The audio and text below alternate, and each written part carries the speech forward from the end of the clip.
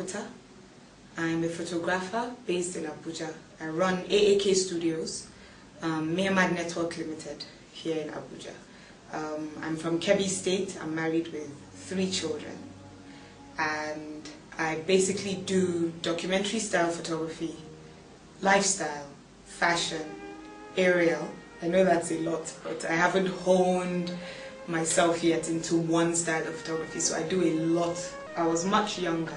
When I was much younger, my dad gave me a camera. I was probably 7 years old, and it was amazing to me then because it was film. It was a film camera, and I would take my pictures and it would help me develop them and print them, and we would sit down and play around, you know, and analyze these images. And the passion just grew. I went through secondary school, university. I think everybody knew about how much I loved photography. I used to take pictures all the time. But then I started studying mass communication in university, and I took courses in photojournalism and darkroom techniques. So I learned how to take real pictures properly. I learned how to edit and develop them in the lab, in the darkroom, and it just grew. It kept growing and growing. I started working, doing the regular 9 to 5 every day. And as time went on, I realized this is what I wanted to do. I wanted to take pictures. But I had a 9 to 5, a proper job, you know, as a human resource manager. And thinking about it, it was a crazy decision to let go of my job to pursue photography. But I did. A little while, a lot of saving and buying equipment piece by piece, you know. With this month's salary, with my savings, I would buy a lens here, a camera there, lighting equipment, you know, tripods, just things that I had no clue at the time how to. I was looking at it from an artist's perspective. You know, I wasn't thinking of how to make money. I just felt, okay, photography was taking more of my time than my regular work, or I needed more time for photography, and I lost the zeal to get up every day and go to work, you know, when I could actually go out and take pictures. So after enough saving, I left the job, and with a lot of research, it took a lot of research because being a photographer is hard work. And a couple of people supported me. I remember one of my first properly paid jobs was Mrs. Aisha, and she paid me for a wedding. And I thought, wow, that's like my monthly salary. So I might as well, you know, do this, even though I'm really not a fan of weddings. Sorry to all my clients out there, but I find it very tasking. As time went on, I started doing exhibitions. You know, I've had a couple in Lagos, Abuja, New York, you know. And as an artist, I felt, okay, I was growing as an artist, but then in the business field of it too, it was really... My mom, you know, said I've always had a passion for arts and creativity, and she felt, well, if that was where I wanted to go, and since people are willing to pay for it, it was okay. And my husband thought the same thing. Obviously, that would give him more time with me than a 9 to 5 job, and I could pick my hours, so that worked for him. You know, my kids love photography too, so that I could spend more time with them too. So it was a win-win situation for me, to be honest. I have a few of my village people who thought I was absolutely crazy. How can a girl from Kebbi State decide that she wants to be a photographer? So there are some who didn't support that at all. But now they do, you know, after pulling through and seeing that, you know, it's a positive thing, taking pictures. So it's been... Business of photography is very tough. Everybody assumes, you know, you make millions and millions, or oh my god, she looks very expensive, or I can't afford this, or you know. But what happens is, in Nigeria we haven't accepted photography yet as a professional job that demands thousands or millions of naira, I should say. Everybody wants to have a great picture, but they really don't want to pay for it. So you get a lot of please take the pictures, we'll give you exposure, we'll say your name, we'll, you know. Sometimes I get really ticked off because you come into me saying to me, oh, you know, take these pictures and what we'll do is we'll give you credit. Whether or not you're paying me for a picture, you have to give me credit. It is my right. I took that picture. And this is what I go through, you know. And basically, with Lagos and Abuja, let me, you know, weigh it up, because Lagos is more photography friendly than Abuja. In Lagos, I've gotten a bunch of jobs that have been really good. You know, you get corporate jobs that they're willing to pay you whatever amount as long as you give them exclusivity, which is also another problem. In Abuja, with me, I started a business. I jumped into it, you know. Luckily, I had years of piling up equipment. So I didn't need, the capital to start is always very high, steep. So I didn't have that problem, because I had gone through probably 6 years of buying small things here and there. From the tripod to the lenses to my light. Came to putting together my business. My main startup capital at the time that I needed was to register the business, my space where I was going to use as my office, which I never got for the first few years. You know, I was running my business from home, and I ended up with my studio in the trunk of my car, and I set up on location because that saved a lot more for me. But after research and everything, you know, I realized at that time that I didn't need an office. I could work from anywhere. And I didn't need much capital, like I said earlier. But the problem I had was getting people to actually pay for my pictures. You know, pricing was a problem, because the regular person would go to an event and buy a picture for 100 naira, and they would scream even for the 100 naira. So why should I charge them 10,000 or 15,000 for a studio session? Or in Lagos, why should you charge me 30,000 or 40,000 for a studio session? They just couldn't understand it, you know. But the thing about running a business is you have equipment to pay for. And our equipment are not cheap at all. You know, because I have a camera, you know, and I can take pictures, and in your mind, you already have the camera you're taking. I can give an example. A lady came to me, she owned a fashion house, and she wanted a full-on international standard photo shoot, but didn't want to pay for it. She said the magazine will give you credit, they'll put your picture, they'll, you know, just do this for me. And I said to her, okay, let's make a deal.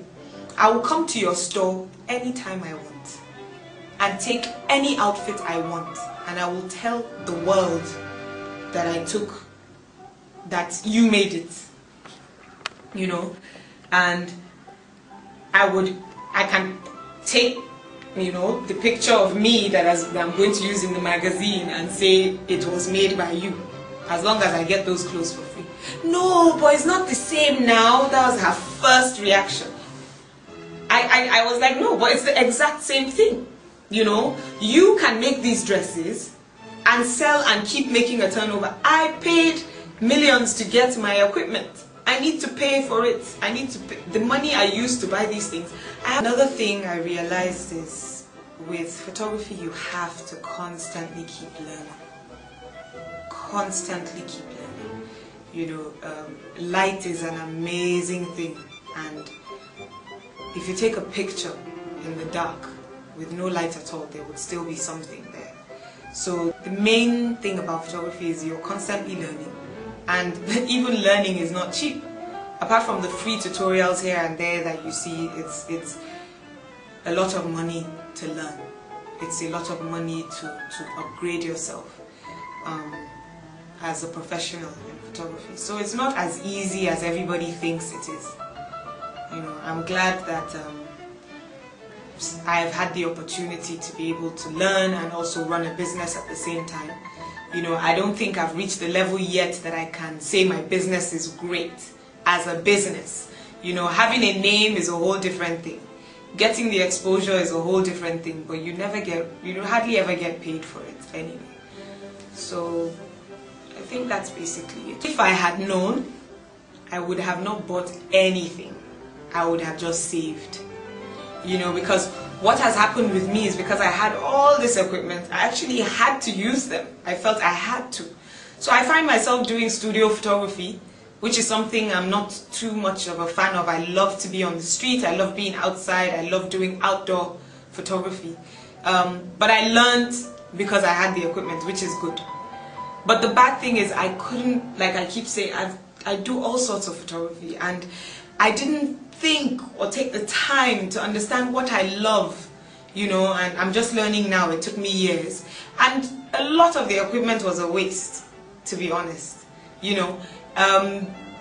Gladly I didn't spend too much on my cameras, but even the film cameras I had, because I started when it was still the film era, before the whole digital revolution started, and I feel I shouldn't have wasted my money on certain things. And learning is always the first thing. Like someone said, the best camera in the world is the one you have.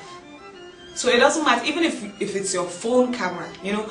I didn't know, I had a Nokia, and I didn't know that my Nokia had settings for different styles of taking pictures, and the resolution was really great, you know.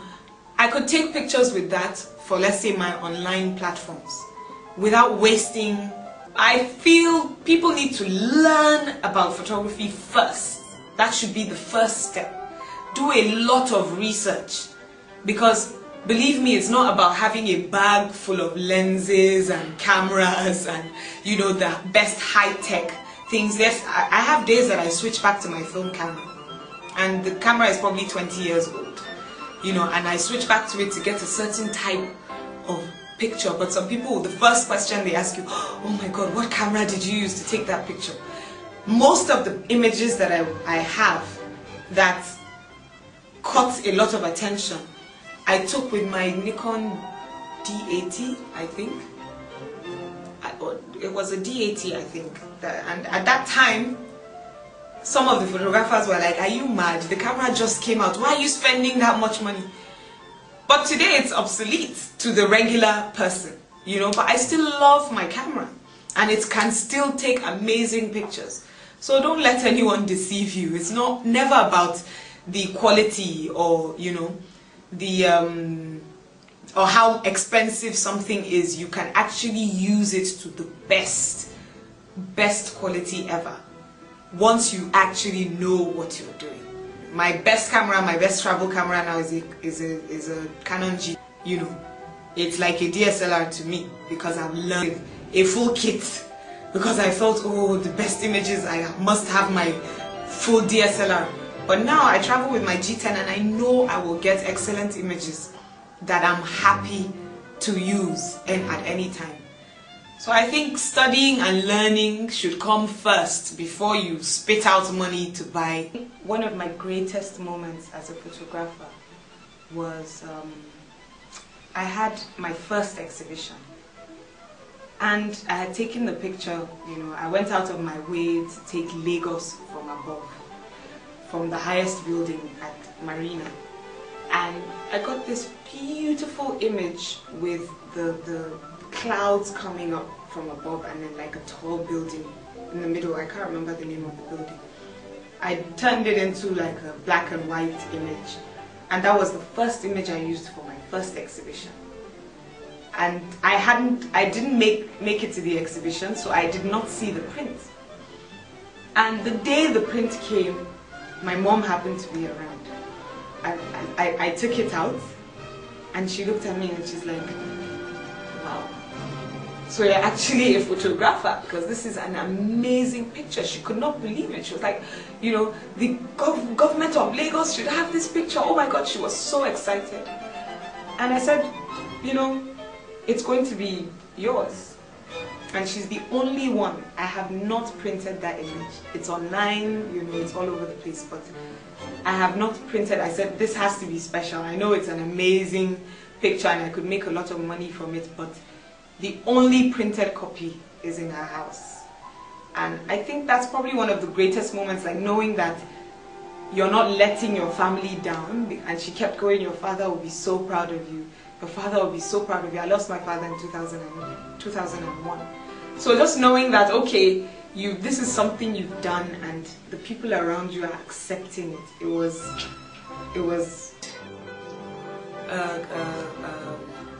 sort of like an exchange thing with the Spanish people. And they brought a Spanish photographer called Alfredo. And we all had the class, the regular, you know, he's taken pictures for years. And luckily for me, I picked him. I was going for a mini shoot, a fashion shoot, and he said, oh, I have to tag along. And I was intimidated because this is someone who has been an amazing photographer. We went to the shoot. It was with a makeup artist and a couple of models. And he was in awe at my photography. And I felt, wow, you know, okay, this is someone I had felt really, you know, looked really up to, but he was actually asking me questions on how to do certain things. And he said to me, it doesn't matter that I'm 50 and I've taken pictures all over the world and blah, blah, blah. I still have to learn, and I've seen your work and it's amazing. I think that's probably one of the times that I felt, okay, I'm actually doing this right.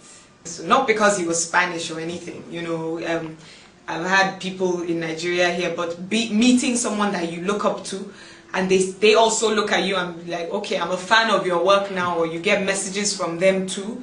You know, it's a good experience. You know, sometimes it's better than winning awards. I had a photo shoot, I think a few months ago, and everything was planned. It was going to be outdoor, you know, we had found our location, you know, we had our equipment, best of equipment. I got beauty dishes ready, you know, external electricity, everything for an outdoor. It was going to be an amazing shoot. Everything was set, cameras, lighting, everything. And we get there because we wanted a nice, beautiful sunset. You know, you only have probably a window of 30 minutes to get the sunset, and the change in seconds is amazing. So you have 30 minutes to get this work done. And guess what happens? My trigger refuses to work.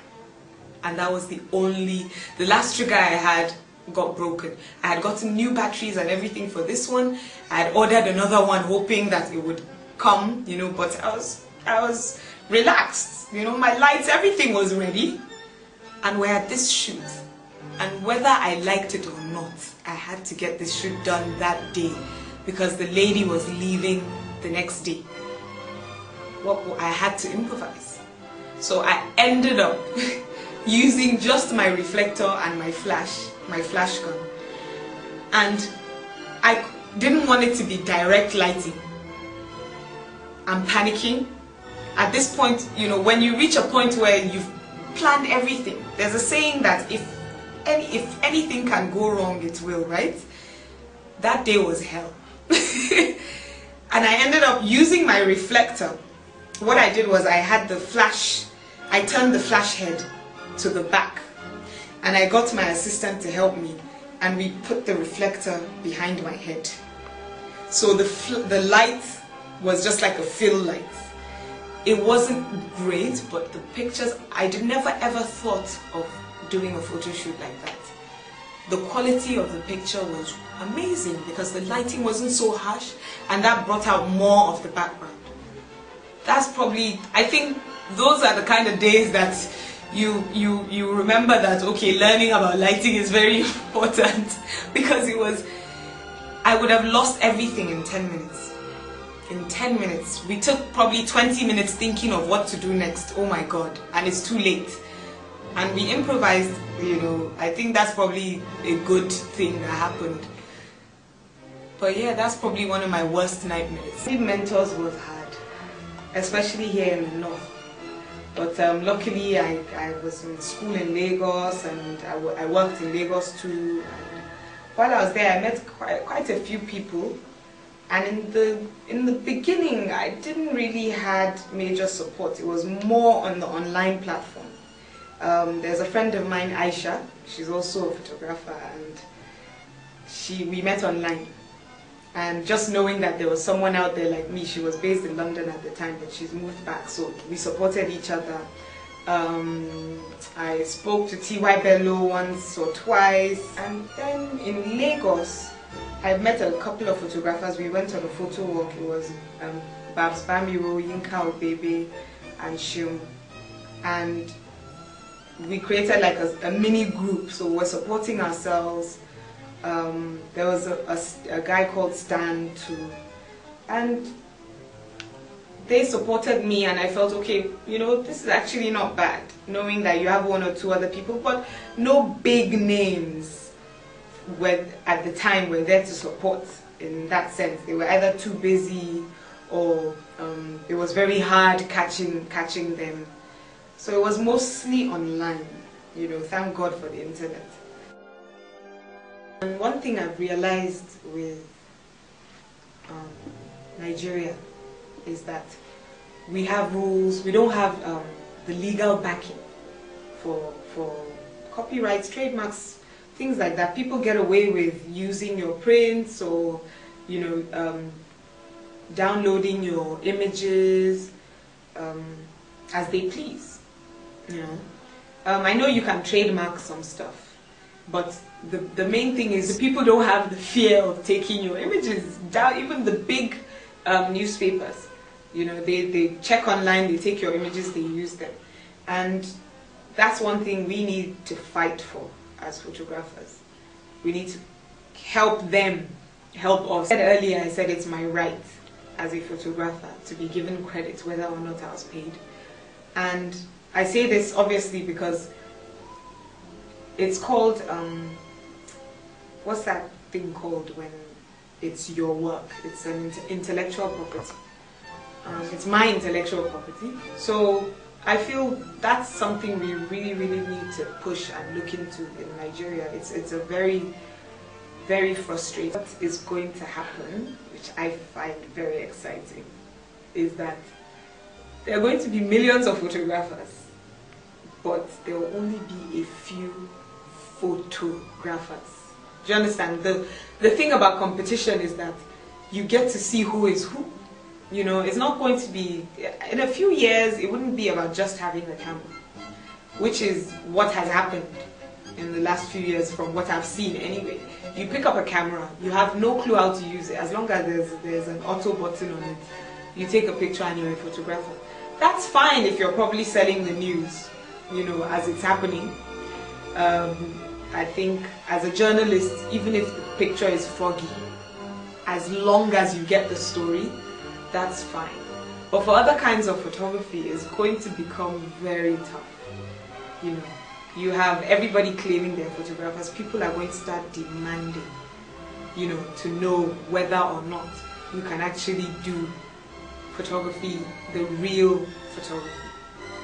So I think it's going to be very exciting. I would give anyone who plans to quit their job is know that you actually have a market.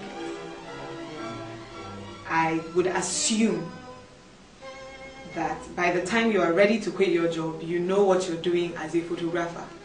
You know, you've learned the ropes, you know what it is to actually take a photograph. But no, 100% know for sure that you actually have a market, that you have a service to provide that is beyond everything else that's already there. Because as an entrepreneur, which is what you would be if you quit your job to be a photographer, you don't get jobs on a daily basis. You don't. For me, I went through years of having my regular job, then I do photography on the weekends, back to work, weekends and nights I take my pictures. As an artist, it didn't really matter if I was on the job or not. I could see something that was good enough to be an image, and I take it. But if you know this is where you're getting your money from, do not make the mistake of walking away from a paid job until you're 100% sure. So do your research as much as possible. Have your business plan ready. Know that you have the support before you quit your job. Easiest money I made, I got like $5,000 for a 10-minute job, probably. But it's the 100,000 naira jobs that are more stressful. That's what I've noticed. I think maybe I'll say easiest, because anything else that you get paid above that was a whole lot of time and a whole lot of stress. And in the end, it wasn't just me, you know, the profit was very minimal. But that one, high profit, you know, very low time work. Maybe, okay, I probably exaggerated by saying 10 minutes, so let's say 30 minutes, all in all. It was a corporate job, which is why I like corporate jobs. So more should come my way. My next steps for 2012 is to actually have an institution where people can have access to equipment, education on photography, support, both locally and internationally. But that's Abuja based, because we really don't have that much support over here. All of you in Lagos, try and make your way to Abuja. For 2012, I think that's the plan. We're trying to put everything in place so that hopefully by 2013 we'll have a full-fledged institution that's ready to handle photographers from all levels, amateurs to professionals. Number one, there's something called Nigerian factor, which we all know about, you know. The whole instability, insecurity, corruption, these are a bunch of things that will probably stop companies like that from coming in. But what they don't know is this is actually a huge market for them, you know. A simple example will probably, let's say, use a telephone like BlackBerry. This is probably the biggest market around the world. And what's happening in Nigeria is you don't actually have to be a professional to get a camera. Everybody wants a camera. And most of them find a way to afford it. So I think these companies really need to come down here as a Nikonian, which I have branded myself. It would be great to have the support here.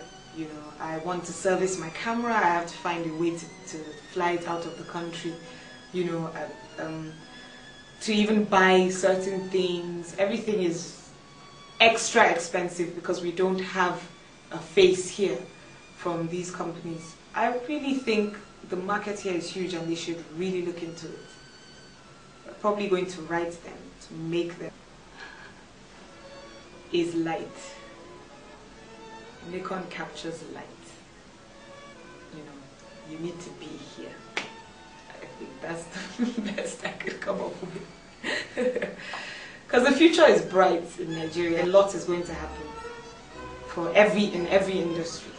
So I really think today, photography, I use a Nikon D300, and I also have a Canon 7D if I ever want to shoot video. But my main camera is a Nikon D300. I also had a D80, but I had to let that go for someone who wanted to start photography. I have a couple of lenses here and there, but I think the main lens that has taken most of my images was the kit lens that came with the fans. For the people who support my work, please keep doing what you do. You know, sometimes a simple message like oh my God, this picture is amazing, can be inspiration for me for like 2-3 weeks. Thank you so much for patronizing me and for even looking at my work. You know, I expect more jobs coming my way.